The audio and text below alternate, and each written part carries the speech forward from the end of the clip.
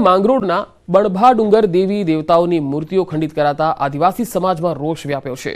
રટોટી સણધરા ઓગણીસા ગામની જે સીમ છે ત્યાં બણભા ડુંગર આવેલો છે, જે બણભા દાદાના નામે ઓળખાય છે। શુક્રવારની રાત્રે ડુંગર પર આવેલા મંદિરમાં અજાણ્યા લોકોએ અંબાજી માતા અને બણભા દાદાની પ્રતિમા તોડી નાખતા સ્થાનિકોની લાગણી દુભાઈ છે।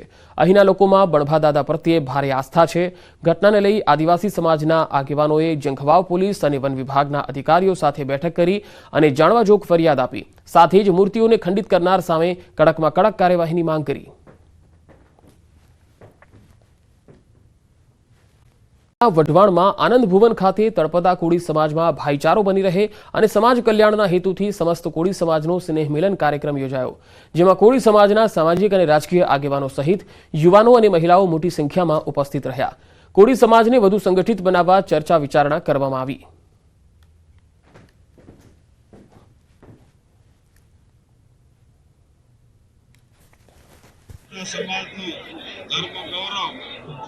અથવા સૌએ સાથે સુમેળ જાળવવા માટે સોનામેલન કાર્યક્રમનું આજે આયોજન છે। પીઆરટીએસ અને સિટી બસ ચાલકોની હડતાળ આજથી 3 દિવસની હડતાળ છે। ડ્રાઈવરોને લઈ નવા કાયદાનો વિરોધ થઈ રહ્યો છે। કાયદામાં અકસ્માતમાં 10 વર્ષની સજાની જોગવાઈ છે। કાયદામાં 7 લાખના દંડની પણ જોગવાઈ છે। ત્યારે સુરતના ડ્રાઈવરો હડતાળ પર છે। આ વખતે બીઆરટીએસ અને સિટી બસના ચાલકો હડતાળ પર છે। અત્યાર સુધી ટ્રાન્સપોર્ટ એસોસિએશનના અને ટ્રક ડ્રાઈવરોની હડતાળ આપણે છેલ્લા 2-3 દિવસથી જોતા આવ્યા છીએ, પણ હવે સિટી બસના અને બીઆરટીએસના ચાલકો પણ હડતાળ પર ઉતરી રહ્યા છે।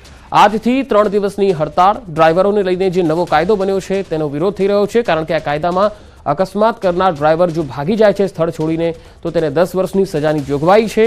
કાયદામાં 7 લાખના દંડની પણ જોગવાઈ છે। વધુ માહિતી સાથે સંવાદદાતા સુરતથી કીર્તેશ પટેલ મારી સાથે જોડાયા છે। કીર્તેશ, અત્યાર સુધી ટ્રાન્સપોર્ટ એસોસિએશન હડતાળ પાડી રહ્યું હતું, પરંતુ હવે સિટી બસના ચાલકો પણ હડતાળમાં જોડાયા છે। શું કહેવું છે તેમણે નવા કાયદાને લઈને?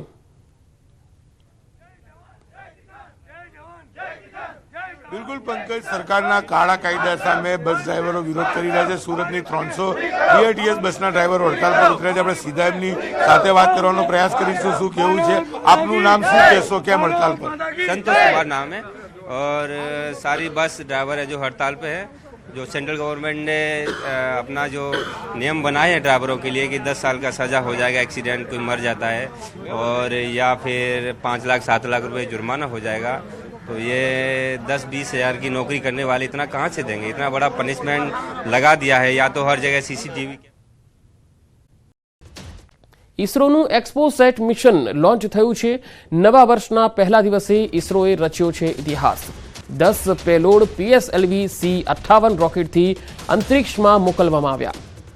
અંતરિક્ષમાં રેડિયેશનની તપાસ પણ કરશે એક્સપોસેટ। અંતરિક્ષ આધારિત ધ્રુવીકરણના માપમાં પણ મદદ મળશે।